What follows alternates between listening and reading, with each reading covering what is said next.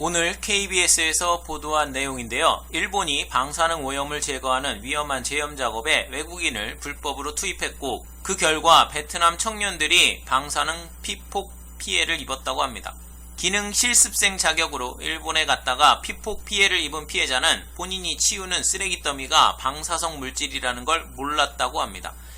회사가 후쿠시마 원전과 가장 가까운 나미에 마을로 가라고 하자 무서워서 안 간다고 했지만 강제로 가라고 했다고 하네요. 안 가면 베트남으로 돌려보내겠다고 협박하기도 했다고 합니다. 나미에 마을에서 일을 한 지 2달쯤 지나 몸에 이상을 느껴 병원을 찾았는데 결과는 내부 피폭 진단이었다고 보도했습니다. 천인 공노할 쓰레기 일본 놈들입니다. 충분한 사전 교육도 없이 기능 실습이 아닌 제염 작업에 투입하여 베트남인 남성 3명이 피폭 피해를 입었고 일하던 회사에 지난 2일 1230만엔 손해배상을 요구하는 소송을 제기했습니다. 베트남인 3명을 지원하는 전 통일노동조합은 회사에 사죄와 보상을 요구했지만 회사는 교섭에 응하지 않아 법원에 제소했다고 합니다. 사고 이후 반경 30km 이내는 강제 피난지역으로 지정하여 사람이 살 수 없는 곳인데 나미에마치에서 사고가 난 후쿠시마 원전까지 거리가 직선 거리로 20km 정도밖에 안 됩니다. 이런 위험한 지역에 제염 작업 관련 교육도 하지 않고 보호장구도 없이 들어가서 작업을 시켰다는 건데 정말 욕밖에 안 나옵니다. 일본 네티즌 반응입니다. 기능 실습생의 문제를 보면 외국인에 대한 일본인의 의식에 상당한 문제점이 있는 것은 아닐까 생각한다. 물론 일손이 부족하고 소중히 생각하는 기업이 대부분이라고 믿고 싶기는 하지만 일본의 평판이 동남아시아에서 점점 나빠지고 있어서 고립되는 것이 걱정이다.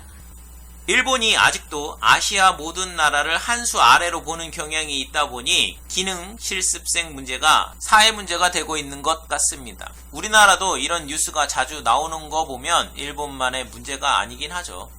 이렇게 자신만 생각하는 기업이 있으니 세상이 잘 안 된다. 원래 부끄러움도 없는 놈들이니까 회사 이름도 개인명도 공개해야 한다. 실습생이 어떤 마음으로 일하러 와 있는지 상상조차 하지 않는 것 같다. 공감되는 댓글이네요. 기술을 배우겠다고 먼 이국 땅까지 온 사람들의 마음을 생각하면 함부로 대하지 못할 것 같습니다. 이건 나중에 큰 문제가 될 것 같아서 무섭다. 급여가 좋았는지는 모르지만 제염 작업은 외국인에게 하게 해서는 안 되겠지. 이것은 소송당해도 어쩔 수 없다. 일당이 7,000엔 낮다라고 써있는데 기사를 정확하게 잘 안 본 것 같네요.